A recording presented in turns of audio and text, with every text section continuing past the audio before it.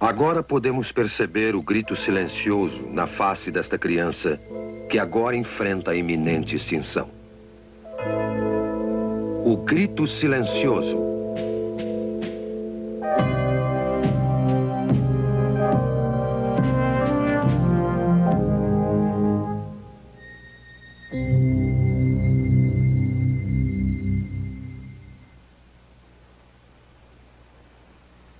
Meu nome é Bernard N. Nathanson.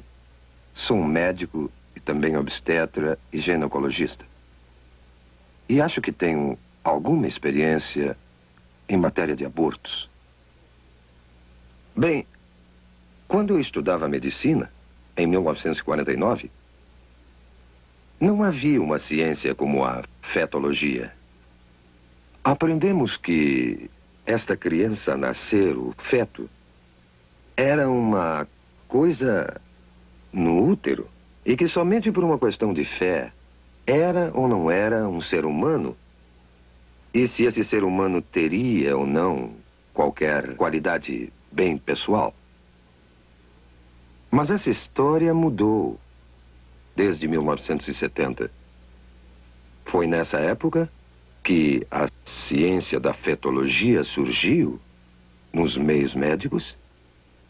Surgiu pela mera apresentação de grandes e novas tecnologias, como a imagem ultrassônica, o monitor eletrônico do coração fetal, fetologia, histeroscopia, teste imunológico e uma série de outras novas tecnologias que hoje constituem, de fato, o corpo da ciência da fetologia. A imagem ultrassônica, que é a imagem do feto em movimento, tornou-se acessível à nossa clínica a partir de 1976. A sala para exames ultrassônicos consiste de uma convencional mesa de exame e do aparelhamento de ultrassom. Essa máquina que vemos aqui. A mulher grávida é colocada na mesa para o exame. O abdômen é devidamente coberto. A ponta do instrumento é colocada sobre o útero. O aparelhamento consiste basicamente de um cristal que emite ondas de som em alta frequência. E um outro aparelho que capta o eco dessas ondas. O eco é então registrado num computador que o transforma em uma série de imagens da criança nascer. E a criança pode ser observada por uma análise linear, que é útil para a gravidez adiantada, ou por uma de setor, que é mais precisa para delinear a criança na fase inicial, como esse caso. A imagem reconstruída pelos moldes do eco é capaz de ser de uma absoluta clareza e é tão detalhada nesse instrumento que as válvulas do coração são observadas abrindo e fechando com as contrações do coração. Mães e pais, pela primeira vez, têm podido ver suas crianças antes do nascimento, com essa espetacular tecnologia. Essas tecnologias, esses aparelhos e máquinas que usamos diariamente, têm nos convencido que, sem dúvida, essa criança nascer é também outro ser humano, outro membro da humanidade, sem distinção, de maneira alguma, a qualquer um de nós. E pela primeira vez, temos a tecnologia para ver um aborto sob o ponto de vista da vítima. A imagem ultrassônica nos permite ver isso. E assim, pela primeira vez, vamos observar como uma criança vai sendo torturada, desmembrada, desarticulada, esmagada e destruída pelos insensíveis instrumentos de aço do aborteiro. O que estamos vendo aqui é uma sequência do desenvolvimento de uma criança no estado pré-natal de vida, desde os primeiros momentos até o fim desta fase. Temos aqui uma criança de 4 semanas, de 8 semanas, de 12 semanas, de 16 semanas, 18 semanas, de 20 semanas e de 28 semanas. Como podem ver, não existe ainda uma mudança dramática na forma ou substância desse ser durante esse desenvolvimento. Essa pequena pessoa, de 12 semanas, é uma criatura, inegavelmente um ser humano. Já tem ondas cerebrais desde 6 semanas, seu coração está funcionando há 8 semanas e todo o resto das funções humanas são exatamente como as nossas. Agora, esse livro, Obstétrica de Williams, 16ª edição de 1980, é um livro de estudo usado em todas as escolas de medicina nos Estados Unidos. O prefácio desse livro, publicado em 1980, nos diz o seguinte: felizmente entramos numa era que o feto pode ser já considerado e tratado como nosso segundo cliente. Quem poderia sonhar, mesmo há alguns anos, que poderíamos atender um feto como médico? As tradicionais éticas médicas e conceitos nos dizem que não devemos destruir nossos clientes e nós juramos preservar suas vidas. Agora veremos como o aborto age no nosso segundo cliente. Temos então uma criança de 12 semanas no útero, o útero sendo esse músculo em redor da criança. Quando o aborteiro inicia o processo, primeiro coloca esse instrumento, conhecido como espéculo, na vagina da mulher. E em seguida abre a fim de avistar o colo uterino aqui. Tendo avistado o colo, o aborteiro, então, pega esse instrumento, conhecido como tenáculo, firma-o seguramente com o espéculo no colo. Desta maneira, grampeia bem o tenáculo para firmá-lo melhor ao colo do útero. Outro instrumento que é posto em ação é chamado sonda.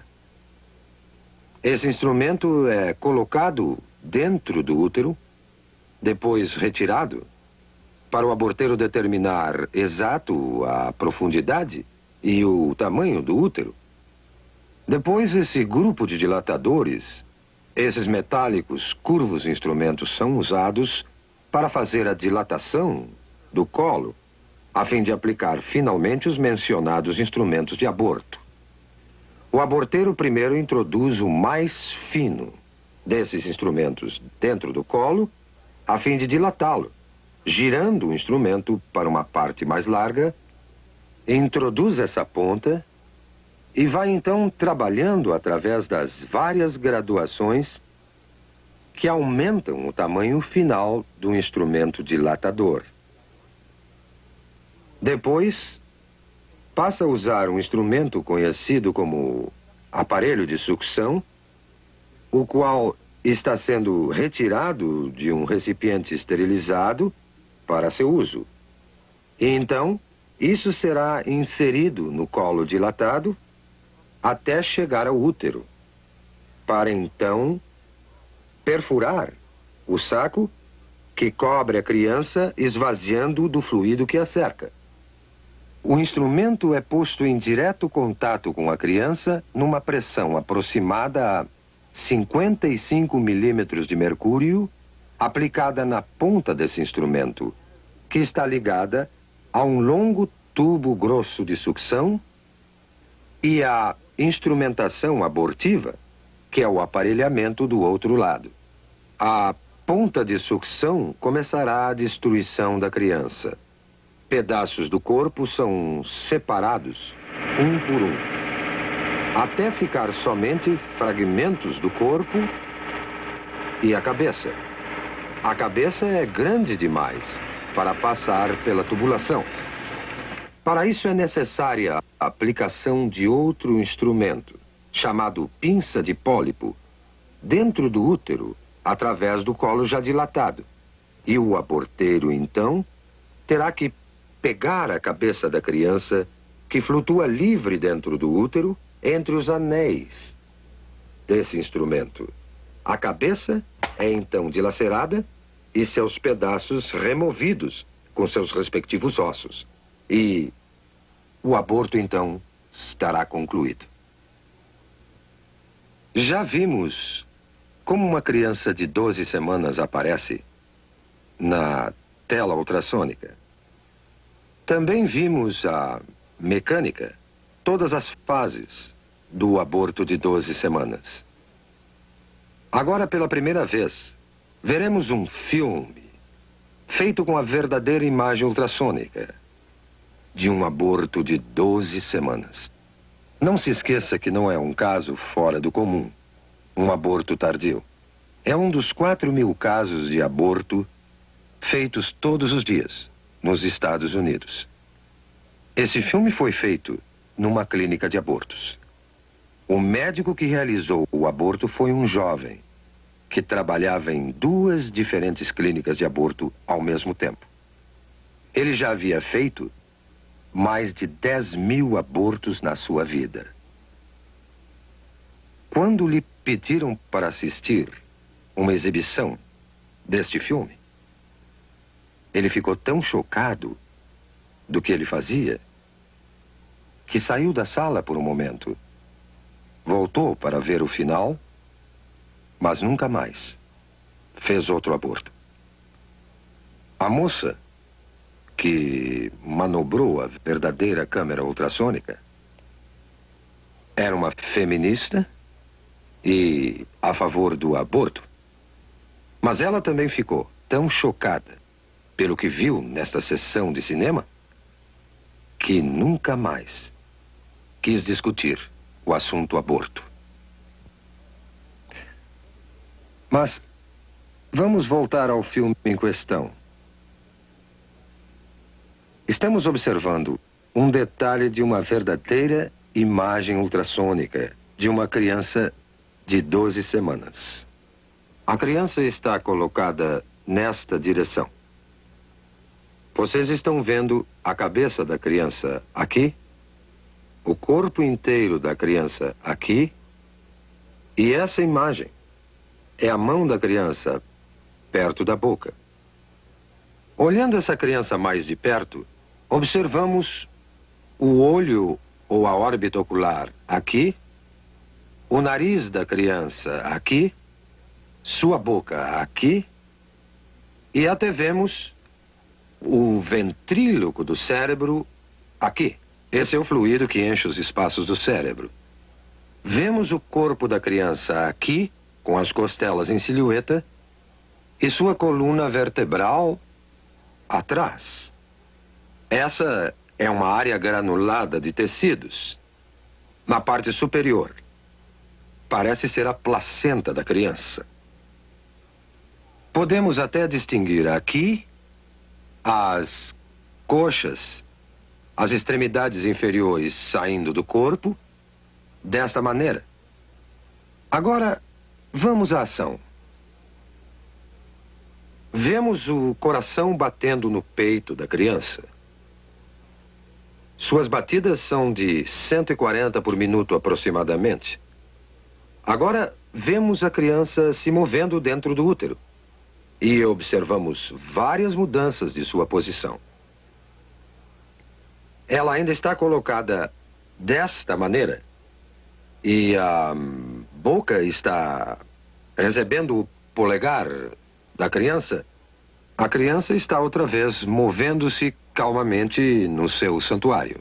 Agora, esta sombra que estamos vendo na parte inferior da tela é a ponta de sucção que foi deliberadamente colorida para que possamos distingui-la com mais clareza. Mas o aborteiro dilatou o colo e está inserindo a ponta de sucção que podemos observar se movimentando na tela. Podemos notar que a ponta de sucção, que está aqui, quando se move em direção à criança, ela recua do objeto e começa a produzir movimentos violentos e agitados. A criança se move com mais determinação.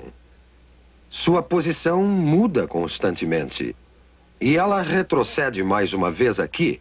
A ponta de sucção ainda não tocou na criança e mesmo assim ela permanece agitada e movendo-se violentamente. A criança virou agora outra vez de perfil e a ponta de sucção volta mais uma vez a aparecer na tela. A boca da criança está aberta, o que veremos mais uma vez em outro momento. Mas esta ponta de sucção, que vemos se movendo violentamente na parte inferior da tela, é um instrumento mortal, que eventualmente irá destruir a criança. É só depois que o saco é perfurado para a saída do líquido que a ponta do aparelho entrará em contato com a criança. Mas podemos observar a ponta movendo-se enquanto o aborteiro procura o corpo da criança. Mais uma vez vemos a boca da criança aberta, como se estivesse emitindo um grito silencioso. Este é o grito silencioso de uma criança prestes a enfrentar sua extinção. Agora, as batidas do coração aumentam dramaticamente e os movimentos da criança são mais violentos, como percebendo a agressão ao seu santuário. Está se afastando e podemos vê-la movendo-se para a esquerda do útero, numa tentativa patética de escapar aos terríveis instrumentos que o aborteiro usa para extinguir a sua vida. Agora, o coração está visivelmente acelerado. Suas batidas chegam a 200 por minuto. Não há dúvida alguma que a criança percebe o perigo mortal que a espera. A membrana foi perfurada e o fluido escapou. Não se vê mais o reservatório de líquido protegendo a criança. Mas uma vez que o fluido saiu, a ponta do aparelho de sucção se firma no corpo da criança e a criança é puxada para baixo pela ponta de sucção do aborteiro com a pressão negativa aplicada e o corpo está sendo desmembrado sistematicamente e separado da cabeça. A cabeça está nesta direção aqui. Eu estou no momento delineando a cabeça. As partes inferiores já foram destruídas. E vemos a ponta de sucção brilhando de espaço a espaço na tela como uma série de ecos. Enquanto a criança está sendo empurrada de um lado para o outro, enquanto a ponta de sucção está sendo aplicada ao corpo desta maneira e o aborteiro está exercendo sua tração na criança. A cabeça é ainda perceptível aqui. O corpo já não se pode ver. Foi separado da cabeça.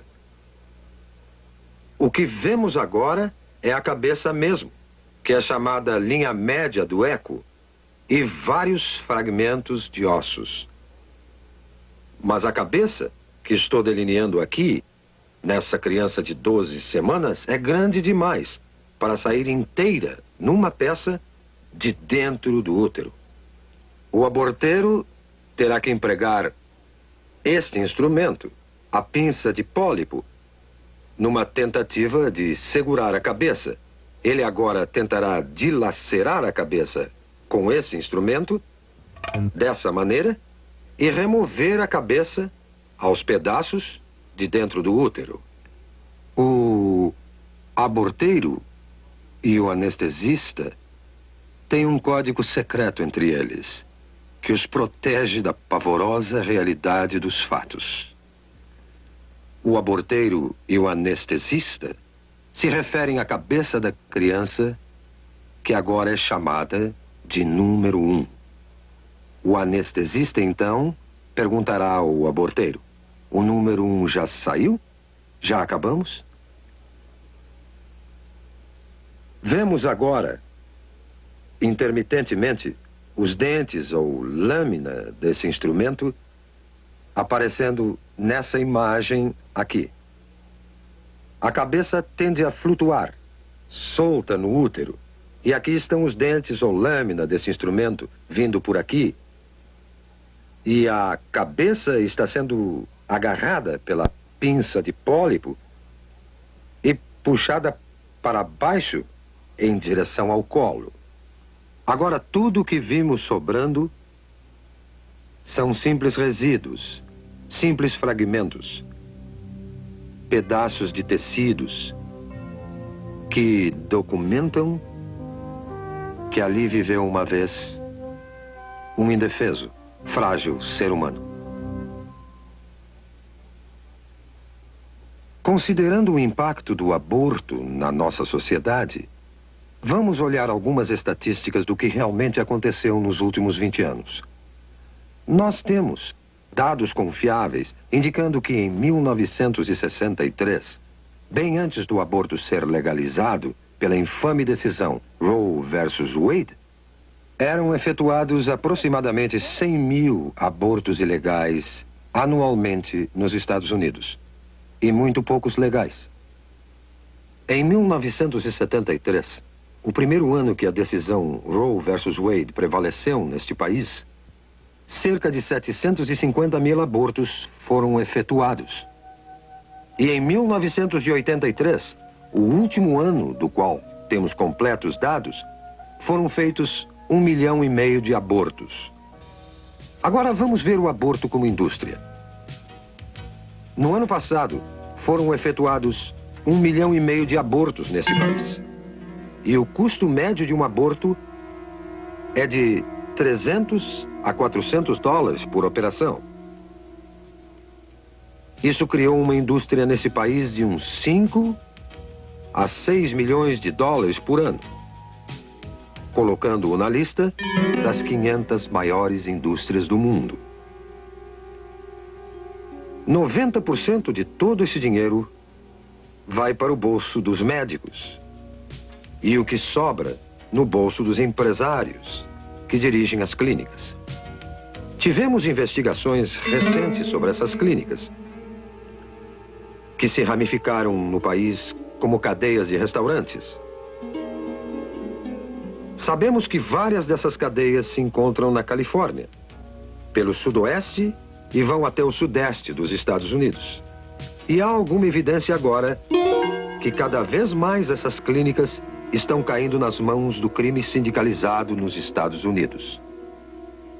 E que esse dinheiro do aborto, é manchado não só pelo sangue das inocentes vítimas do aborto, como também pelas mãos sujas do crime sindicalizado nos Estados Unidos.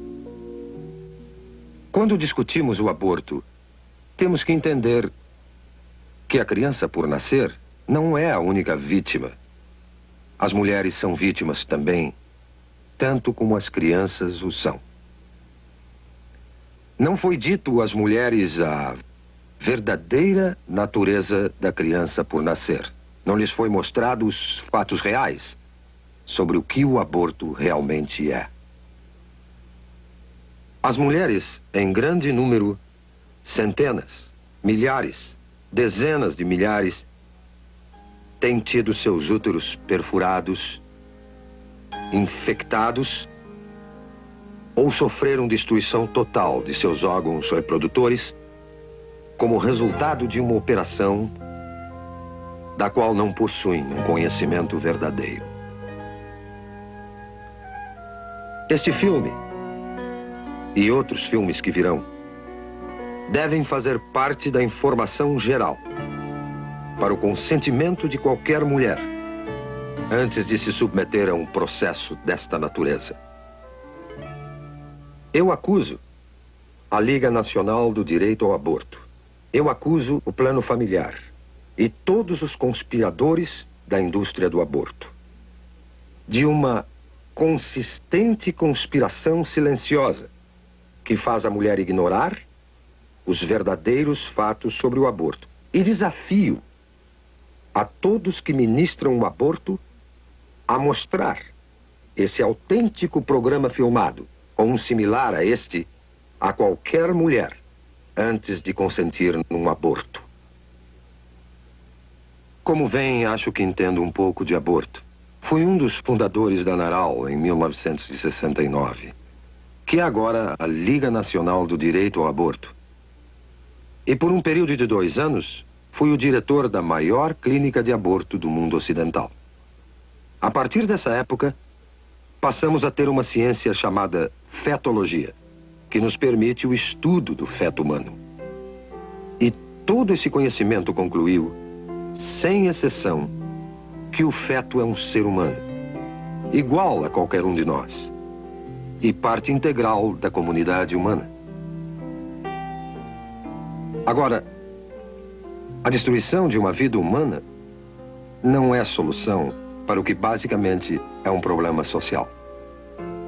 E acredito que recorrer a essa violência é admitir que a ciência, e pior ainda, a ética estão empobrecendo. Eu me recuso a acreditar que a humanidade, que chegou até a Lua, não possa criar uma solução melhor do que recorrer à violência. Devemos todos nós, aqui e agora, dedicar todos os nossos esforços para achar uma melhor solução. Uma solução composta de amor e compaixão e um decente respeito pela inegável prioridade da vida humana. Vamos todos, pelo bem da humanidade, aqui e agora, parar esse genocídio.